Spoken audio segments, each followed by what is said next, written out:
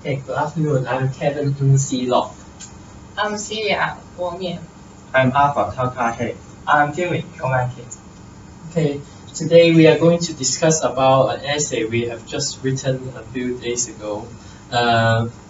We all have different topics, so maybe I will start first. Is it okay? Yeah. Sure. Okay.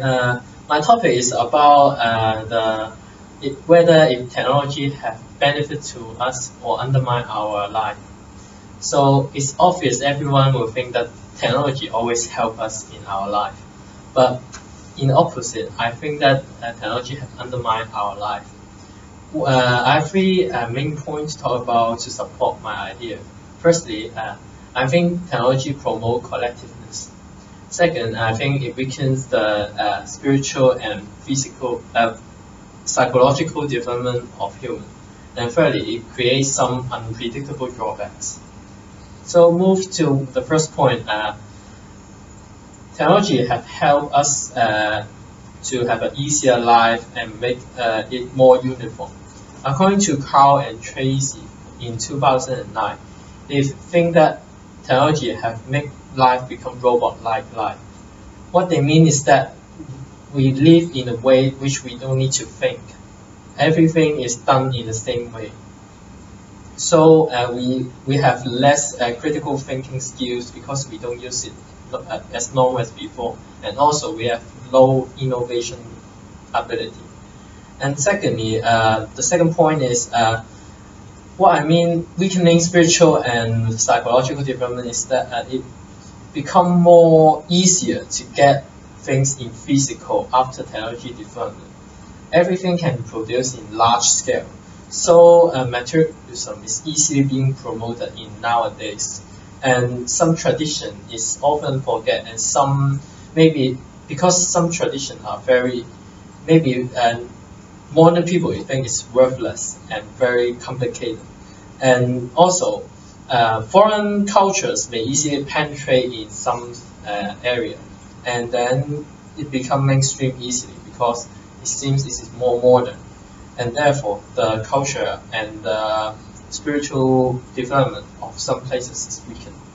And thirdly, technology has created an unpredictable future.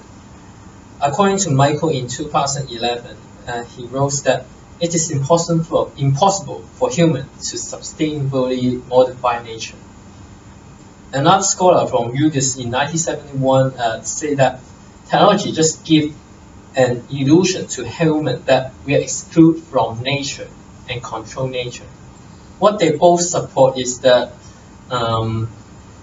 technology have make us seems to be away from nature connection, and then we start to do things in mass scale, and therefore what drawbacks may become large in scale. And what I sum up is that technology is something important to us, but now the development of technology is so one-way, and other things are always not considered. That's why I think technology have made us undermine our society. So that's the general idea from my passage. And what do you think?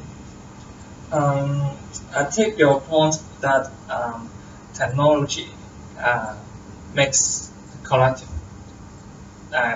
There are collective less, but I'm considering whether it really technology really is the reason, because you may think that sometimes we even though we have no technology, we also act like we are still in collectiveness, because we will go to school every day and then or go to work every day, and then we go back to sleep every night, and we are still repetitively doing so. So I'm just thinking whether it is really the reason. I think maybe technology may have, maybe sometimes our life is uniform because due to some technology reason. But I mean that technology is a contributing factor to this, and it has a great great effect on this, because technology have made the world become uniform by having information being transmitted more fastly. So some maybe called it better ways will become mainstream and everyone use this way, and then therefore it become more uniform. And also I mean collectiveness is that many things is done by new technology. Before, when we have to, in our system, we have many things to do, like washing dishes. We need to wash it by our hands, but now we can use wash dishes machines, and everyone will just use the machine, and therefore they have less innovation of how to clean their home. Sir, I have a question. You mentioned that people may think one way to after using the technology. You also mentioned that if the foreign culture come to our own culture, that may disturb our own culture. But don't you think that the kind of fusion of culture is a kind of creativity? Yeah, I see your point. In many cases that different culture mix up because of the development of technology. They help the development of some new things. But in other hand, in normal society, like people, citizens like us, we have more uniform life. I mean that innovation become just in a small group of people. Now, when we need to do something, like maybe alarm, now we only use phone. I mean that innovation is only in a small group, and we don't think of other ways. We just do a thing that this is the only way because it's easier, and everyone uses it. That's true. I agree with your point, and I also think that people nowadays seems going to the same way. For example, when we are in MTR and we see people around us using mobile phone, and when they communicate with others, they just use their phone and maybe using some apps, and they are using the same way to communicate, but less face-to-face communication. And also your point of innovation, I also think that we always rely on the people in a high-tech company. They use their innovation for us, and we don't think ourselves. But I have a question. Is that I think that technology help us to enhance our different quality. For example, you said that it seems to be unpredictable, but I think that advanced technology help us to have a more predictable life. For example, like weather forecast or some disaster monitoring, and it helps us to predict the things which may happen, and this may enhance our life. Yeah, it's true that new technology make us understand the nature more and predict what happened in nature and explain it why it happened.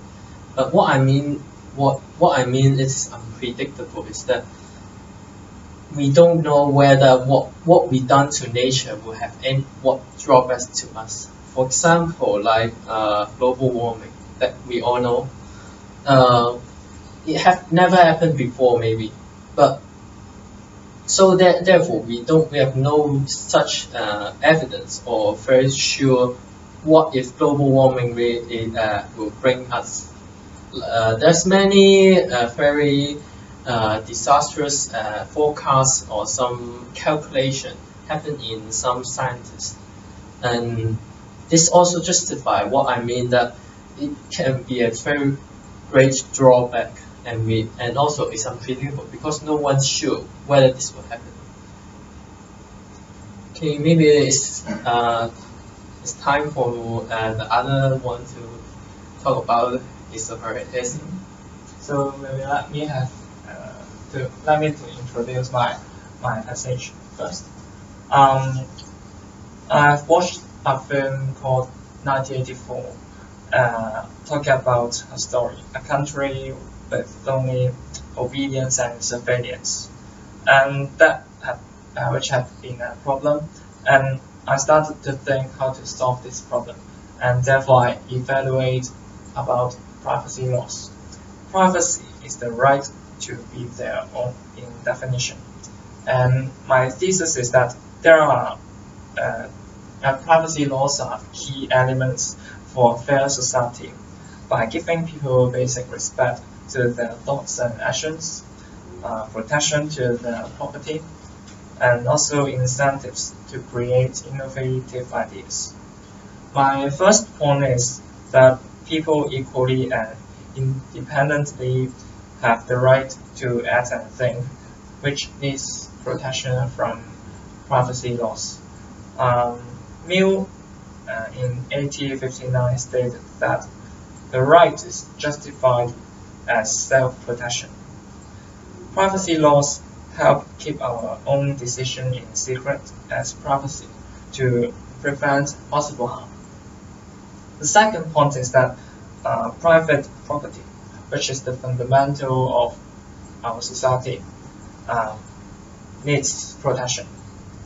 It is because personal data is too easy to be obtained by advertisements in the new century of internet, and especially for kids, they may give out their own personal data by the advert games, and therefore it is important to have privacy laws to protect them, making the advertisers not willing to use such method to obtain such data, because it may break the law. The third point is that every innovative works needs legal protection from being violated by derivative works. Keller suggests that creative works are an expression of the author's personality, and this could be explained as privacy. Ginger also agrees that copyright limitations are legal instruments sharing the same goal of promoting innovation, and therefore privacy laws as legal instruments can help promote innovation, making creators feel better safeguard. And this is my overview of my passage. And what do you think about it?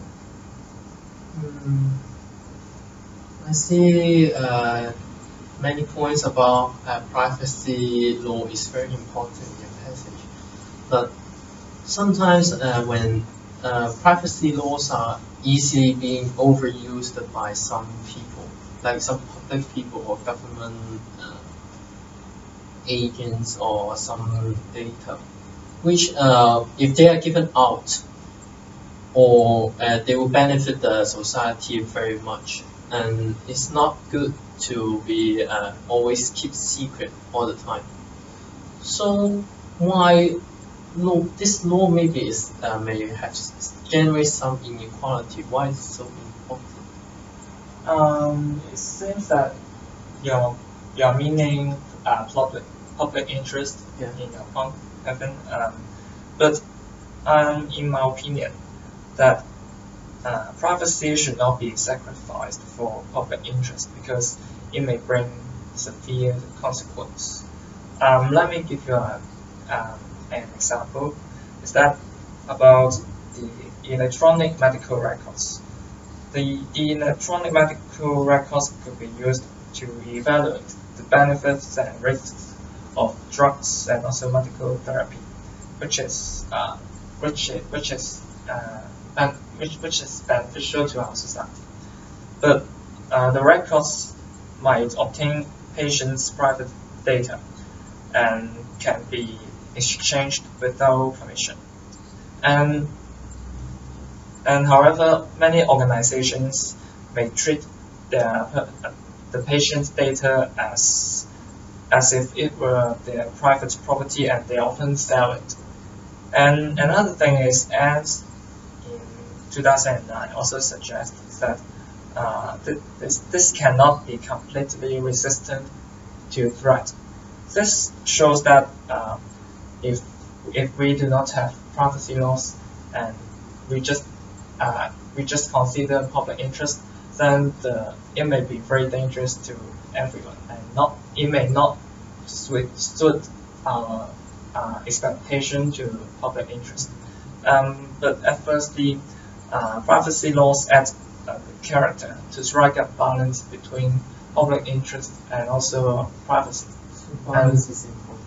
Yes, so if we want to keep a balance between both of them, then they are necessary to have our privacy laws to protect everyone. I think all of you have a Facebook account, right? Yes. So when we create Facebook account, we must fill in our name and maybe mobile phone numbers. So why do you think the company needs our personal information?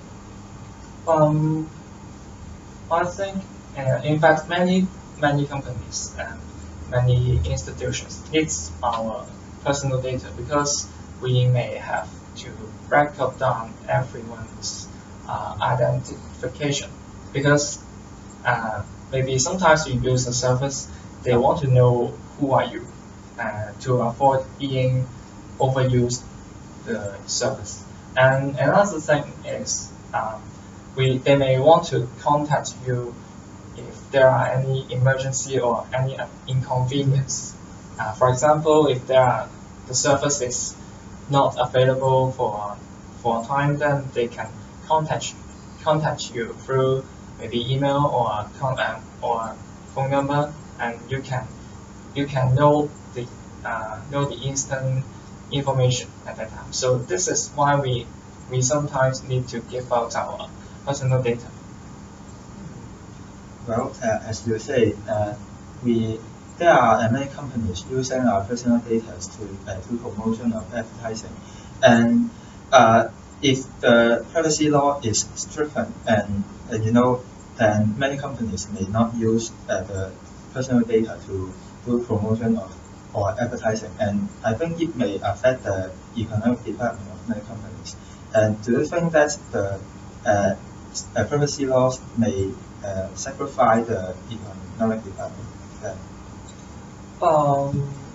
Arthur, your point is interesting, but because we have to know, using the private data in such way is not justified, and it may be harmful to some of our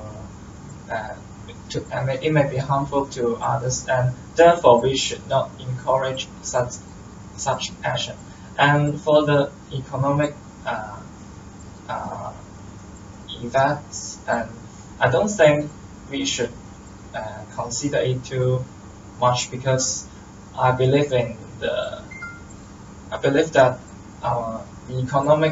the economy should adjust by itself, and if such advertisers cannot have their own business without obtaining their private data in such way, then they may just break down, and they may just shut down, and I don't think they are valuable to still have this business. Maybe it's time for me to sum up a bit. Is that privacy laws has quite a lot of benefits, and it is important to protect many people, and therefore it even helps to strike a balance between public interest and privacy, and therefore I think it is important for society. Maybe we may have another topic. Well, let's move to my part. and today I'm going to share my topic with you, and it is death penalty. And why I choose this topic is I have saw a number. It's very shocking, and I know that there are around 5,000 people executed in death penalty in the last year, and around 3,000 people was executed in China. I think it is a very shocking number. And I don't know what do you think about death penalty, but I think it should be discouraged and abolished. And you know what's death penalty? It is the capital punishment and for capital crime, and generally it may be put a person or a criminal in death row, and that means kill them. And I think that it should be abolished because of it seems that it seems fail to rehabilitate crime, and I think that there are many convictions of innocence, and also it may not a deterrent to crimes. As what I said in my first point, I think that it fails to rehabilitate crime, as after a capital crime happens and the victim is already seriously hurt or even dead, and I think killing the criminal to punish him or her is there is not any accomplishment, and the victim is already hurt, and I think killing the criminal is the act of it is just like the criminal killing another person, and it seems that it is a revenge and a cycle of violence. So I think that death penalty should be abolished. Yeah, what do you think? In my opinion, that it is, because the death penalty according to your explanation, it is such a kind of vicious cycle, is it? But if we just kill people, then if we just kill the criminal, then I think we can just stop this vicious cycle, doesn't it? Because if he were that, then no crimes is already fine for the society. Well, that's an interesting point. But I think that even the criminal have the one's family, and if we kill the criminal, and their family will be hurt in this death penalty, and it seems that if the criminal's family kill another, then it will also be a cycle. So I think that putting a person in death row is not the way to solve the problem. And I think that we should also give a second chance in life to a criminal, as everyone may do wrong things in their life. And in my research, I find that a person called William, who is a former leader of gang in Los Angeles, and in his life behind bars, and he has a great transformation. He writes anti-gang books for youth and educate them to do not join the gangs, and I think that these acts contribute to society, and if we put them in death penalty, and it cut off the possibility of them to restitute to society. Yeah, what do you think? Against all that you talk about, maybe there's a second chance for the criminal, or maybe it can stop the cycle. But sometimes maybe there's a chance that a person, maybe he or she really have some mental problem, and he or she kills someone. Maybe putting them to a death penalty may have saved more lives. So why do we need to stop death penalty? Well, I think that's true. Nowadays, I think death penalty is still the most deterrent thing, as a human being fear death most, I think. And if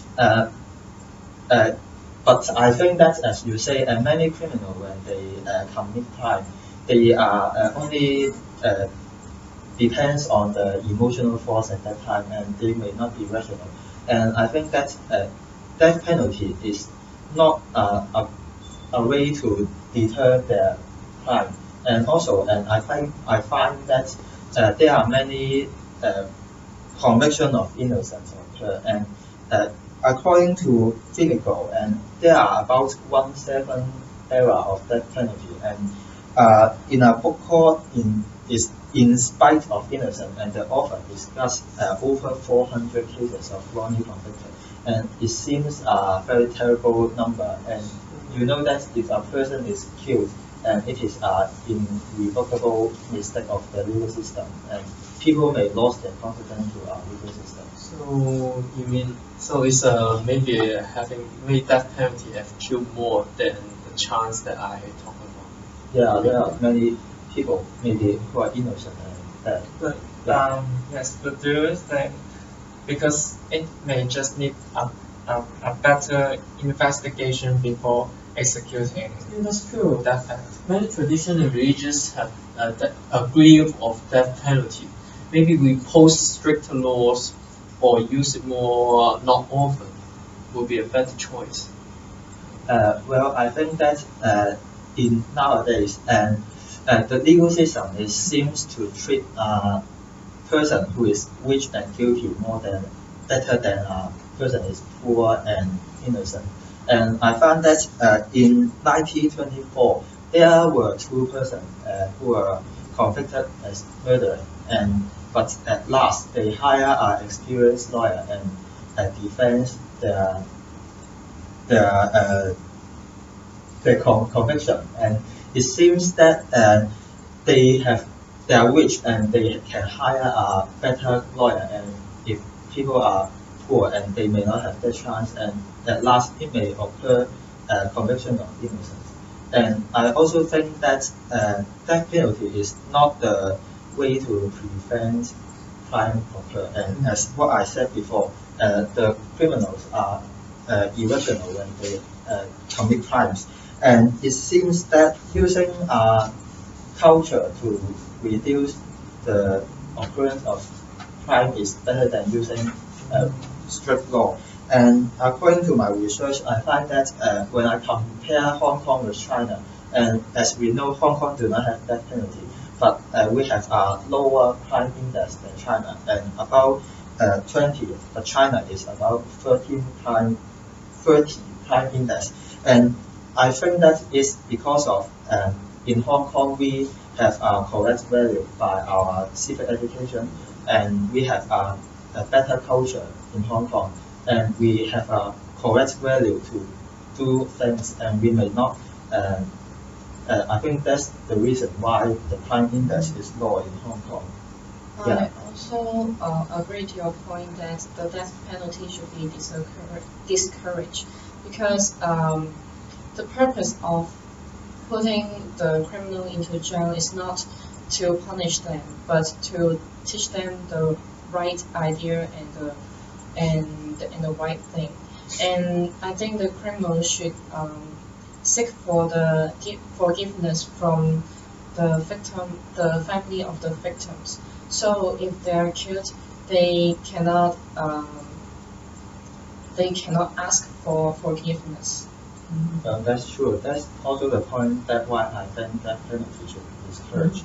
And I think a criminal behind bars, they may reflect themselves, and maybe they have a huge transformation like William, as what I said. And I think that's the most important thing of punishing a person and make them, and they may contribute to our society again. So I think why that penalty should be abolished. Yeah, maybe education is more important than giving them such a penalty. Yeah, that's true. Considering the time, maybe we move to the other essay. Okay, so before I go straight to my essay, I would like to ask you a question. Do you know what is LGBT? Not really. No. Okay, let me explain first. So LGBT is the short form, stand for lesbian, gay, bisexual, and transgender. So let's go straight to my topic. And the title of my essay is Should Homosexual Marriage Be Legal and Accepted? So as we all know that there are some countries and cities not allowed homosexual marriage, such like in Hong Kong.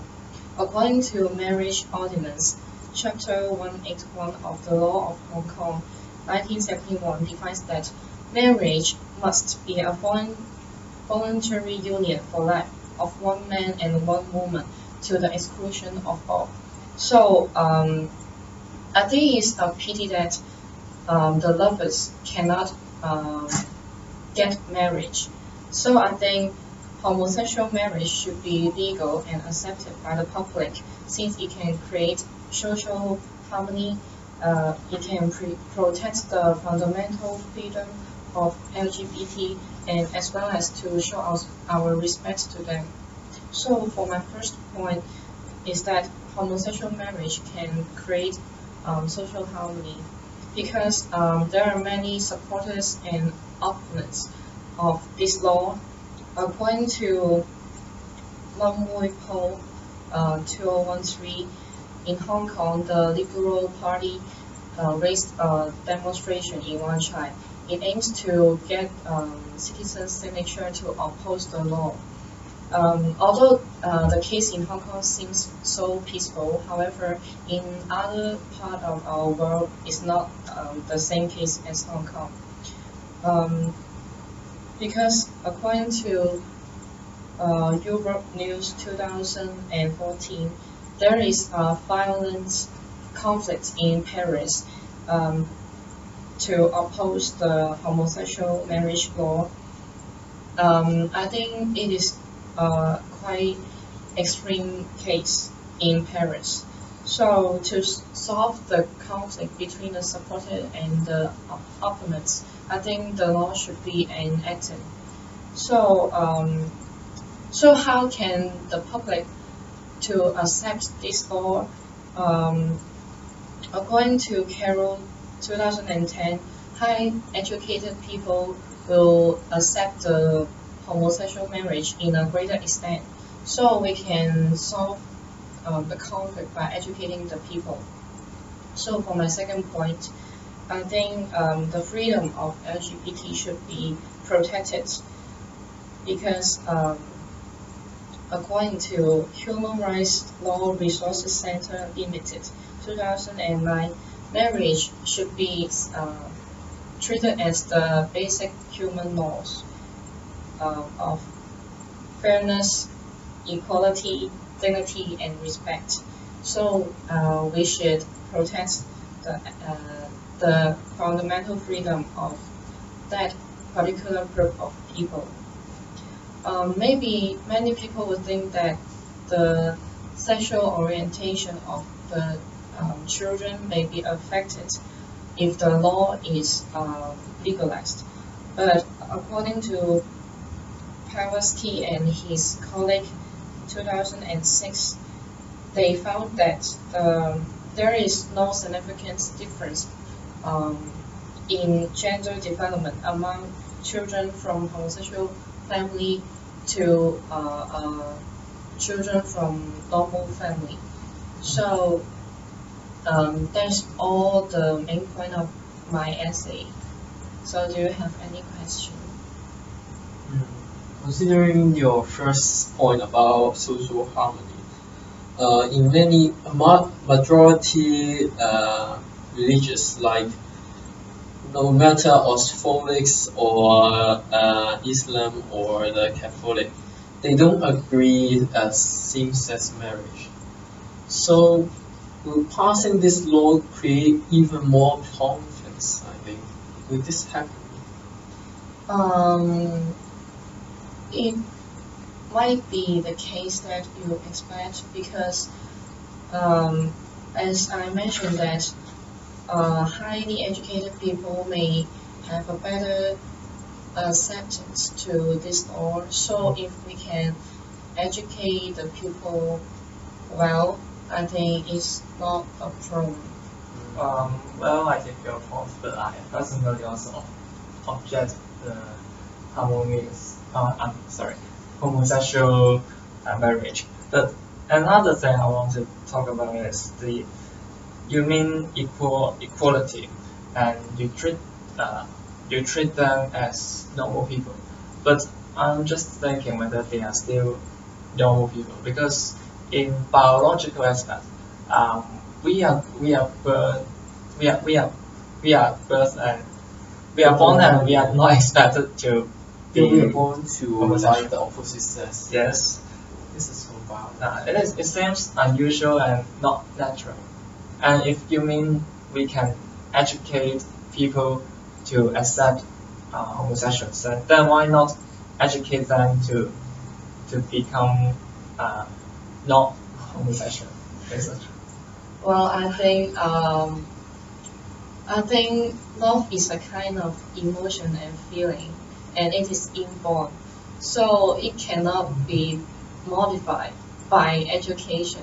So I think homosexual people are not strange or weird or they have sickness because the feeling is natural. So I think the public should accept them.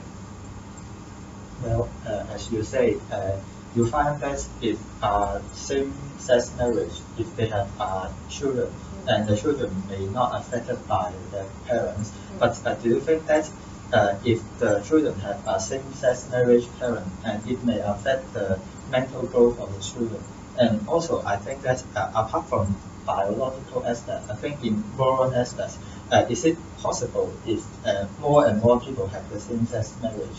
As you know, if more and more people have same-sex marriage, and we have fewer next generation, and that may affect the birth rate and the future development. Reproduction may be the problem. Yes. To your first question, I don't think the mental health of the children will be affected because according to the research, the children will respect to the homosexual people more than the people from normal family. I mean, the acceptance to homosexual people in a greater extent than the children from the normal family. So I don't think if the law become legal will affect the mental health of the children. And for your second question, I don't think if the law become legal will more people will become homosexual because as I said before, the feeling is inborn. I mean, if you love a girl, you won't suddenly change to love a guy, right? Yeah. Due to the law. Yeah, that's true. Yes. So, do you have any more questions? No. So maybe I will have a little sum up today. So, from your 3 essays, I really learned much from that. I know more about the other thing, what other things about same-sex marriage, and also why is